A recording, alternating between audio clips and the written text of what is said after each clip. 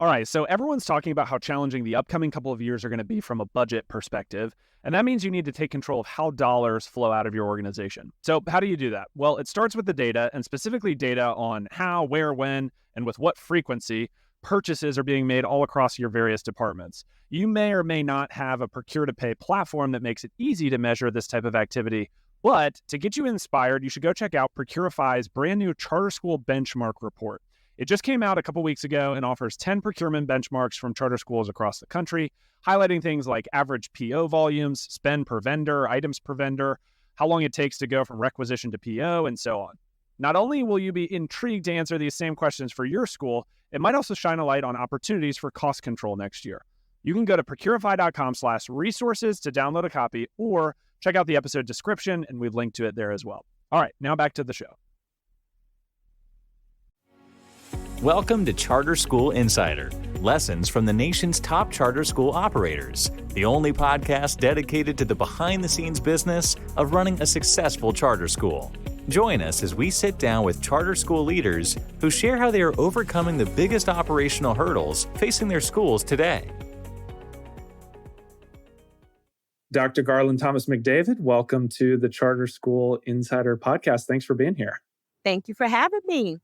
I am super excited for our conversation today because we're going to be talking about leadership and working with the board. And not everyone is always eager to talk about this topic, but I think it's crucial to the success of an organization. And I'm really excited to learn from you today in our discussion. I wanted to start off the conversation just with some basics. And I wanted to ask you with kind of like, what's your perspective on the role of the board? Maybe we can start there. Okay. I would say the role of the board, in theory, is to lock arms with the CEO. I think part of that relationship, when I say lock arms, I mean like just be a relationship with the CEO, with the mission of the organization. And a part of that is governance and just having someone over your shoulder to make sure that all the things are moving in the right direction and aligned with the documents that have been written and submitted to govern an organization. And then the other part of it, I think, is locking arms with regards to support and working together, leveraging resources, ideas, information collaboratively for the success and fulfillment of the mission. Love it. So you mentioned in theory, that's kind of the vision, the ideal vision of what the board looks like in a supporting and a governance function. Where do things maybe go off track when it comes to the primary purpose of the board? Because I think a lot of times, you hear stories about tension between the board and the day-to-day operational leadership. If that's kind of the primary function, governance, support, resources, really locking arms, why do you think sometimes this kind of goes off track? What does that maybe look like? I think it's the people parts. And that's typically, in my experience, that there are people breakdowns, like relationship breakdowns that make the relationship difficult depending on where an organization is. There can be tensions that come about based on the length of time an organization has been alive, the length of time a person has been on the board. I also think commitment levels matter. In my experience, just coming in as a successor CEO, it's been my impression that depending on where the business is, if they're transitioning from startup to a more sustainable model and practices, depending on where a person is on the board and where they were in all of that, whether they grew up with the organization and founded the organization together and have a deep personal and professional relationship with the previous CEO, all of those things, I believe, create sensitivities, as you come in as a successor CEO and you're met with the organization, the history, the people who love it and have held on to it, nurtured it for a time. And then you come in, I think, with the business acumen and looking to help an organization grow up and advance, more sustainable practices, more knowledge management in terms of like, where is this? Where do we keep it? How do we do this? And so that Right. the next person can walk in and plug and play. It makes it complicated, because I think that people hire you for your talents and your track record and everything that you are known to do, but it's hard when that person comes in and says, hey, what's been going on here? Right, right. New perspectives introduced. Yeah. Right. And then you're kind of saying to people about this baby that they birthed and loved and cared about so much, like, you know, stuff is out of order and it's not great here. And of course, not saying it like that. Like there's a method to my own madness. And I hope for any successor leader, you have a method coming in, identifying the strengths of the organization, identifying those sacred cows, and knowing like what is it that we have to keep alive and protect together as it relates to an organization's identity and direction. But it does get uncomfortable when you have to clean up, and it should be expected to clean up. After that beloved founder phase, everywhere you're going to have a little bit of a mess. And I think for board members, it's for a lot of them the first time that they've seen the mess. Because when you're in a startup situation, especially if it extends past a reasonable period, in some organizations I've seen, it's like you're still in startup after 10 plus years, and that's not healthy function. And so as the new person, you're coming in, you're creating transparency, showing the data, showing promising and best practices and where you stand with regard to that. And I think it's a nice mix for a little bit of sensitivity, a little bit of confusion, a little bit of work. And so I would go back to your question around the board and their responsibility. Where I've had the most success, the board is with you on that, with you on the transparency, with you on understanding, like it's time for us to grow up as an organization, and with you on like facing those bodies that seem to fall out the closet when you're the Right, when right. you're the successor CEO. So you talked about both, there's kind of the people side of things, relationships, potentially changing relationships. Then you talked a little bit about maybe the circumstance you find yourself in, whether you're, like you mentioned, coming after a founder as a successor CEO. Some people are in situations where the organization's been around for 50 years. Other times it's, we're just starting this organization up. And each of those scenarios, it sounds like, presents its own potential pitfalls. And you mentioned having a method for navigating those things and being able to really lock arms with the board. So I wanted to dig into some of those different scenarios maybe a little later in the conversation. But I wanted to come back to this idea of the CEO and the board really needing to lock arms. And a lot of times people talk about a CEO needing to manage the board. Like if you go to a charter school conference or something, sometimes there's sessions on sort of board CEO relationship, how to manage the board, how to be kind of that executive bridge from the board to the operators. What does that mean to you? Do you agree with that word, kind of manage the board? Or how do you think that plays out on a day to day?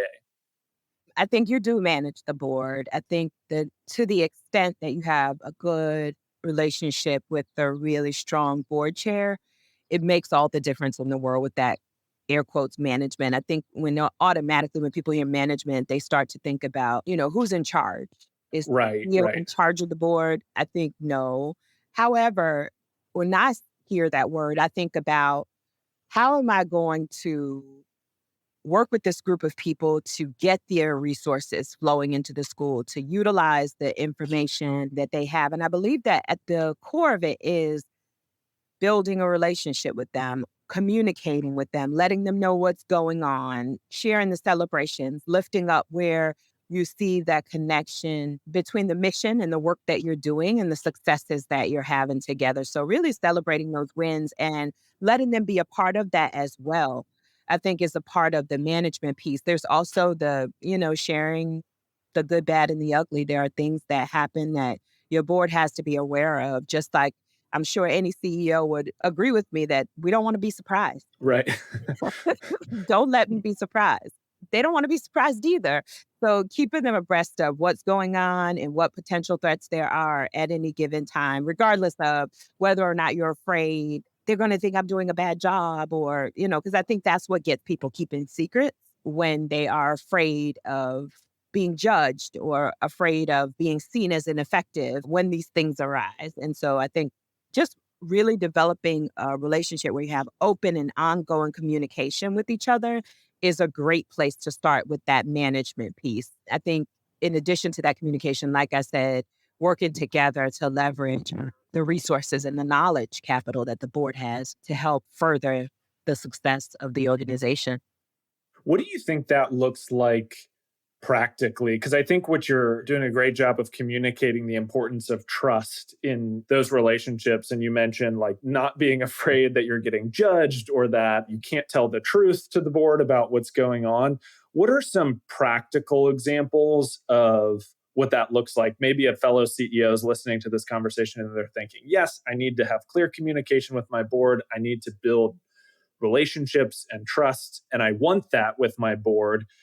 Do you have some practical examples of what that looks like, maybe from your own experience at Brooklyn Lab or previous organizations? Does that look like when you first come into an organization? What does it look like? How do you build those relationships? Is that in the way that you're regularly meeting with the board? Is it data dashboards? Or what are some of the practicals of making sure that you have clear and open communication?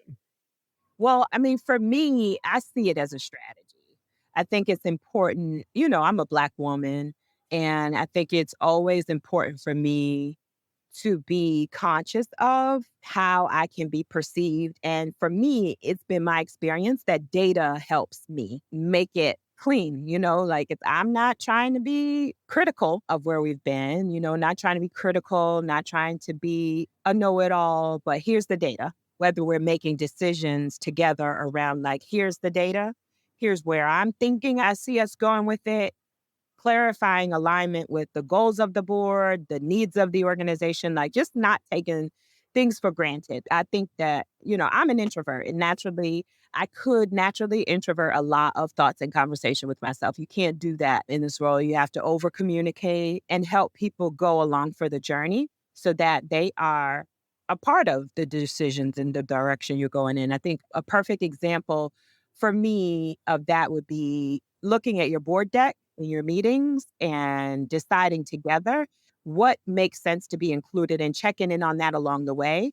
Are we providing the information that you need to see in each area? I personally like to backwards plan the deck design from the charter renewal requirements so that we're always clear on these are the 10 things they're going to be evaluating us on.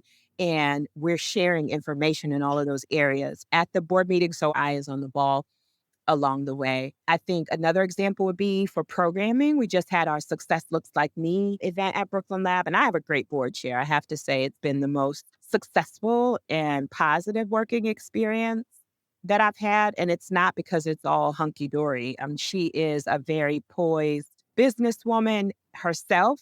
And so when I'm speaking about the things that are happening, she gets it. Not only that, she partners around solutions. She pushes the board. I think that helps. We had our Success Looks Like Me event. We needed an army of professionals to come in. Some of our board members were pushed to sign up. Some of them brought people in, but we needed them to help us with this. Also, always checking in as we add new people. When a new CEO comes in, it's common to see some turnover on the board. And that's a good thing Sure. for the organization and for reducing that amount of like sensitivity that I talked about earlier and really focusing on strategy. And I have to say that she has had me be a part of that every step of the way. And so working with the board's nominating committee, vetting candidates, like really coming up with the vision originally around what are we looking for? What are we after? What are our gaps in the board? Like, do we need legal support? Do we need finance support? Do we need fundraising support? Do we need PR support? And so really coming up with a group of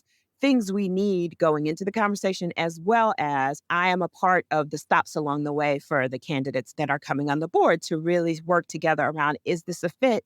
Is this what we need? Does this person have the background? And she really models being present. I've never had a board chair be so visible and active in the work in the ways that I needed her to be, and not, I'm standing over your shoulder, Right. micromanaging and pretending that I need to check all these things that I never checked based on the data.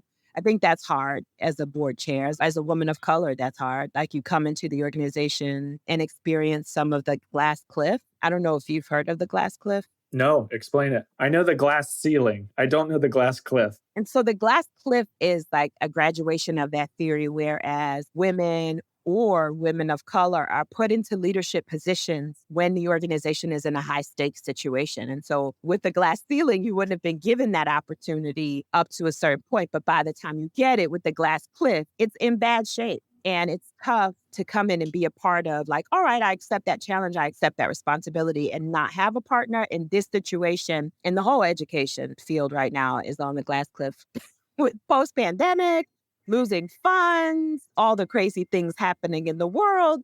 I think we're all in a state of like recovery, restoration, really looking at where are we? What are the needs? And so it's just helped to partner with someone who is on my side and by my side. And I don't mean to sound cliche. It's been a very rewarding experience to have someone who recognizes how hard you're working, recognizes what you're up against and what you're working to figure out. And yeah, it's like rolled up her sleeves with me. It's not just me or just the CEO alone looking at the data, looking at the information like, oh my God, this is really bad.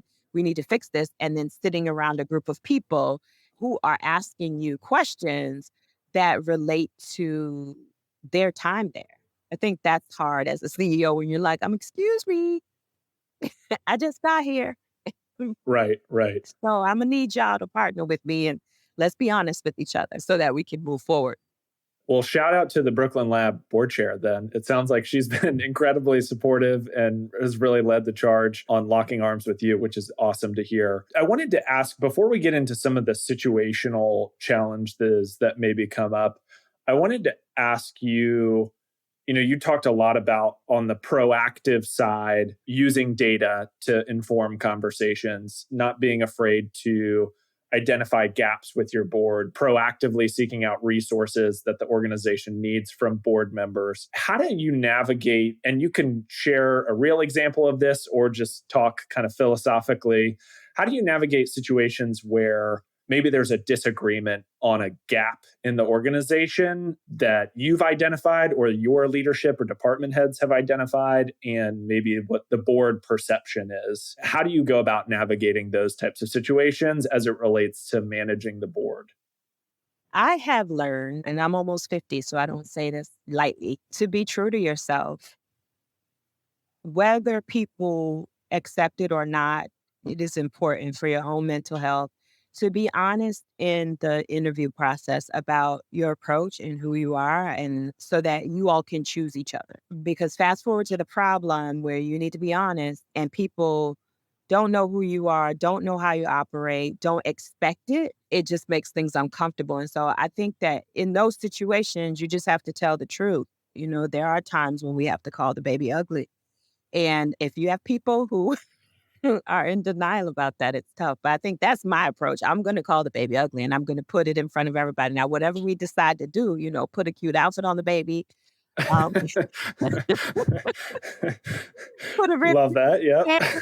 However we survive the point from where we are to transitioning to a better place, that's fine. But for me in particular, I have to be able to have authentic conversations and put the data in front of people. And we together decide, what we're looking at. Are you seeing what I'm seeing? And typically for me, that's grounded in whatever's governing above us, right? Like the charter renewal, the state law, policies. Like you can't argue with that. You have auditors always coming for your financial operations and things like that. So there are a lot of checks and balances naturally built into it for us as charters where the accountability is higher. Yeah. And I think you got to look at that together and face it. At some point, if you don't, you're going to be facing issues with staying open. Totally. Well, you've kind of alluded to a couple of different situations potentially that a leader might find themselves in as it relates to working with the board, navigating potential challenges. And we talked about a few of these actually ahead of this conversation. And so I thought it might be interesting to explore 3 of these and kind of have you unpack them if that works for you. Okay. All right. So situation number 1. A little game show. That's right. I'm ready. In box number 1 of board challenges, we have, and you actually already talked a little bit about this, the kind of founder startup to grown up dilemma. Can you just explain that situation a little bit further and some of the potential impacts? And then a follow-up to that would be, what's maybe one recommendation for how to navigate that situation, or maybe a don't do this from a personal learning? You can take it positive or negative. Sure. I think you don't make that person lead in partnership with the old CEO. Uh, Okay. Say more. that's weird. You get hired and that person hasn't left. Like, and whether that is, I've seen it in a couple ways, like whether they haven't left because they formally gave them a job or a role or a title, or they haven't left because they're poking around in the business of things and in their relationships informally with the people who are left. I just had to learn. I founded a high school as a founding principal, and in that role, we pretty much were permitted to act as CEO. I heard a trainer say in a training, founding is a gift that you give and you walk away. Like you can't stay there. It's a nonprofit organization. It does not belong to you. And I think that that's where a lot of people get in trouble because they think it's like their baby, but really it's not. It's the public's baby. And I think it makes it very hard for the leader when the other person is not completely gone. I think there's also when you're in startup mode, your team is kind of like whatever it takes. Like I'll be 10 different things or and so it doesn't really reflect what is the org chart that is necessary to operate this thing in a healthy long-term fashion. And everybody's got their hands in everything and policies really aren't being carried out or even built. I think that transition is really growing from that place of like, we're going to do whatever's necessary to survive to like, all right, now time has passed. Millions upon millions of dollars have been poured into these organizations. What is left for this to be turnkey so that it really is a sustainable business with the set of practices that anyone can pick up and run the organization? And how well aligned are we with whether it's the charter renewal or the federal law? Many CEOs in the situation that I'm in, where you're running a charter organization and you're also running schools, you have to be beholden to a number of different bodies, as it relates to special education or finances. And, you can come into these organizations where it's like, all right, maybe you had great relationships with the original families you recruited, or maybe you had great relationships with the staff, and maybe they weren't all the way completely qualified because you were desperate and you needed somebody to be six things. But when it starts to bear itself out in complaints and lawsuits and audits over and above what's standard because people are questioning and complaining about your practices, it's time to grow up. And from what I've seen, I've been a CEO maybe 4 times. From what I've seen, the board is not always fully aware of in those founding startup things.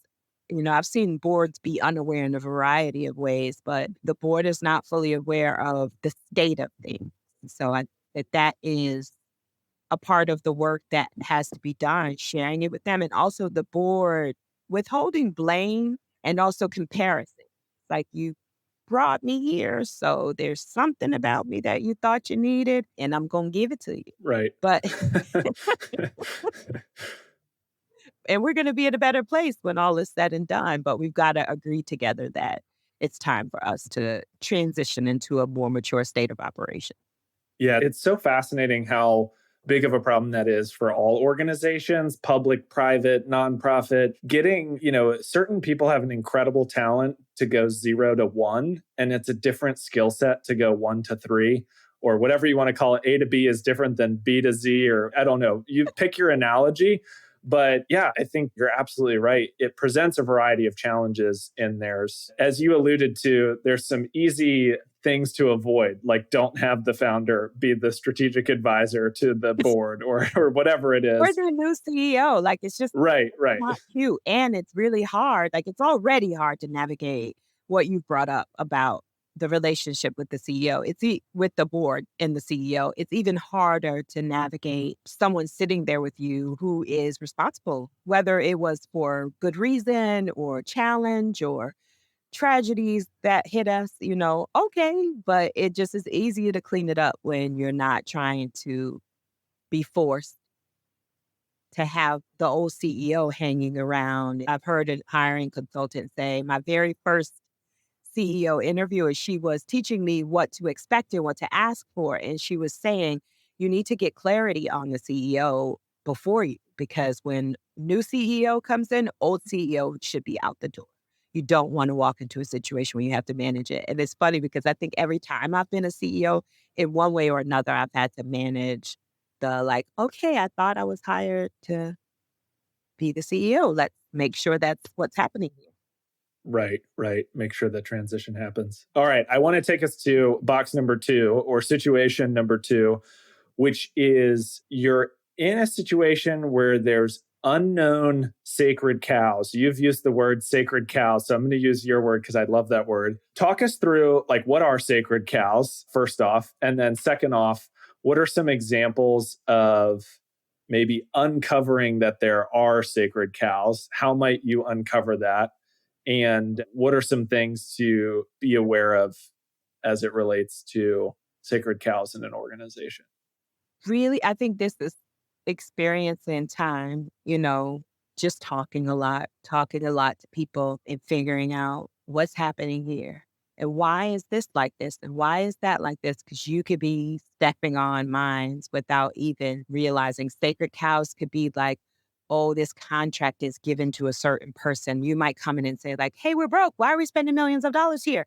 And and you don't know that's like the board chair's son or something like that. Like, Right, it's right. like, oh, but so you gotta find out what's going on, like why anything, I would say anything that you see that doesn't make sense. Just ask a lot of questions and fully understand it, as well as all of the players and all the pieces and all the things connected to it before you go after that. Cause like you said, you don't know that they're there. And you come in and think like you're being objective, or you'd be like, this is the stupidest thing I've ever seen.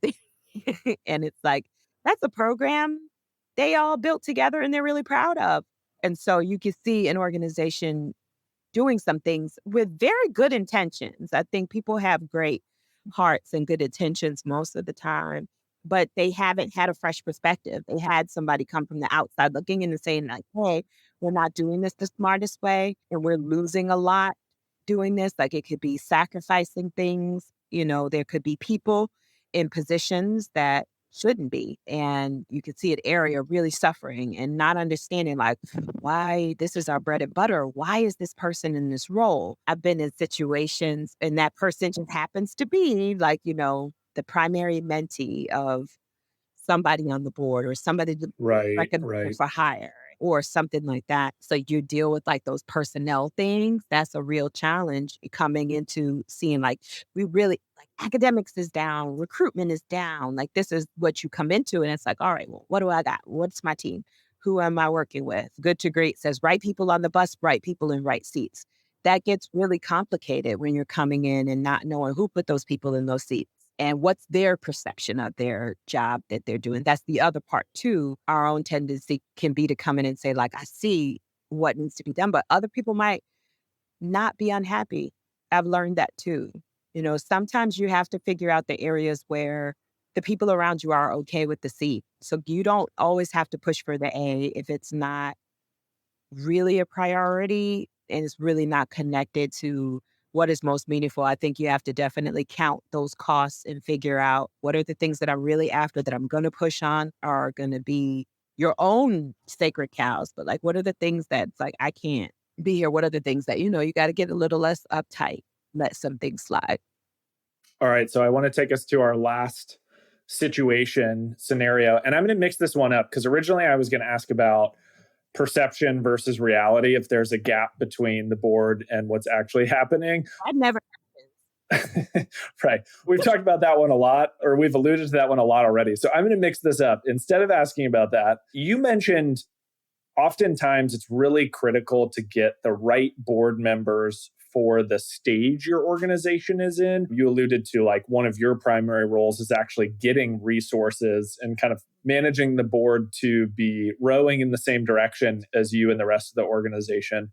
So let's say there's a scenario where there's a number of board seats that are open or going to be open, whatever the cycle is, people are cycling off. What are your thoughts or recommendations on helping support getting the right people in those open seats? I think it's a few different things. Like I said, It's a part of identifying or developing, I should say, your vision for the board and the kind of board you want to be. I've been a part of organizations where the board just gets money and that's understood. Like they respect the school leaders to lead and they respect they're there to support financially. And so they operate differently, more hands off, higher levels of trust, but then higher levels of accountability. I've been in places where like you said, the timing, like just a lot of people cycling off and that board may or may not be hands on or hands off. I think looking at those bylaws and making sure that they align, that's one of the things that you can do too. It's like, is the structure? I've been in more than one team where we had to look at the board structure because quorums become difficult, which makes handling business difficult and doing things on the record and officially difficult. So looking at taking that opportunity to look at the bylaws and figure out, are we still this board?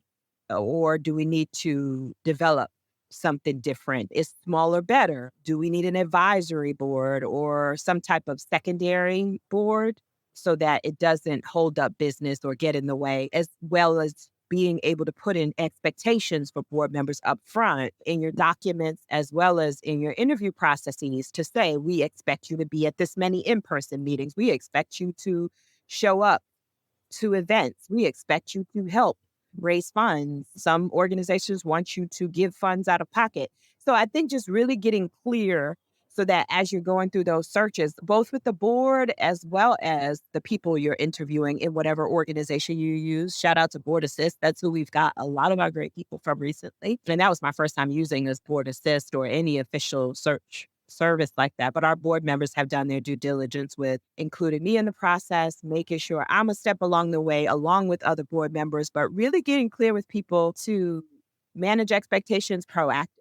I think that's the thing. And then as you bring those people on, another thing that I'm proud of doing for the past 2 years in terms of my own growth is investing in training for the board, making sure you carve out those spaces and those professionals who can say the things related to this is what a board member does, this is what a board member does not.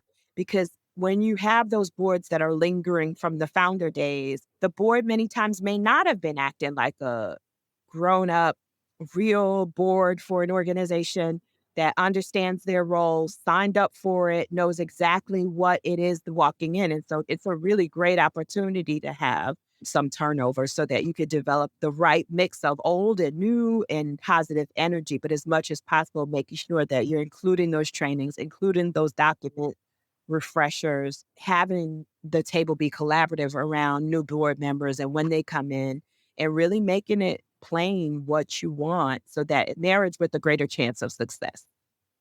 Really strong recommendations there. And we'll link to Board Assist in the show notes. Shout out to them. All right. I want to bring us to a close here. Final recommendation. So, we've talked about a lot of different aspects of leadership, relationship with the board, learnings as a CEO for you personally and professionally. If you had to give one kind of final recommendation or biggest learning to a fellow CEO or rising leader who might be listening to this podcast, and it could be related to the board or not, totally up to you, what would it be? Biggest takeaway. Let's say someone fell asleep during the first 35 minutes of this show and they're just going to listen to this part. What's the takeaway? That happens to me every Sunday morning. So, God forgive me. Biggest takeaway for CEOs coming in, I would just say, don't give up. That right now, I just think that's the message that I would give to leaders, just understanding where people are and what they're going through, where the world is. Don't give up. Stay connected to that mission that got you there in the first place. And those, I can't stress enough because it's really, I think relationships are the currency of all business, whether I'm in a position of the CEO or the position of coaching the CEO. Many times, so much of the good work happens when those relationships are strong and the trust is strong. And so don't give up. Let that mission ground you and also build those relationships with the people around you because you have to work together to get anything done. No one succeeds alone. Love it. Awesome. Dr. Thiam, where should people go to learn more about Brooklyn Lab Charter? Where should people go if they want to connect with you, either personally or professionally? Yeah, you can connect with me on LinkedIn. I'm on there. And Brooklyn Lab, we're everywhere. We're trying to. That's one of our strategies. We're trying to be everywhere. But you could go to bklabprep.org. That's our website. And Brooklyn Lab Charter is also on LinkedIn, Instagram, and Facebook, Twitter as well, or X. X. I know. It's going to take forever for that to change. It'll always be Twitter. Yep. Awesome. All right. Well, sounds good. We'll link to all of those various social platforms in the show notes. And we really appreciate you coming on and sharing your expertise and insights. And if you find yourself in Brooklyn, go check out Brooklyn Lab. Oh, thank you. Yeah, absolutely. Thank you. This was great. Thanks for listening to Charter School Insider. This show is brought to you by BuyQ, the group purchasing organization specifically for charter schools. Want to learn how to maximize your school's purchasing power? Join together with thousands of other charter schools by visiting buyq.org/sign-up. BuyQ's purchasing program is free and has no obligations or commitments required. If you enjoyed today's episode, do us a favor and subscribe on your podcast listening platform of choice. If you have a question or feedback for us, we'd love to hear from you. Send us an email at podcast@byq.org. Thanks, and we hope you'll tune in for the next one.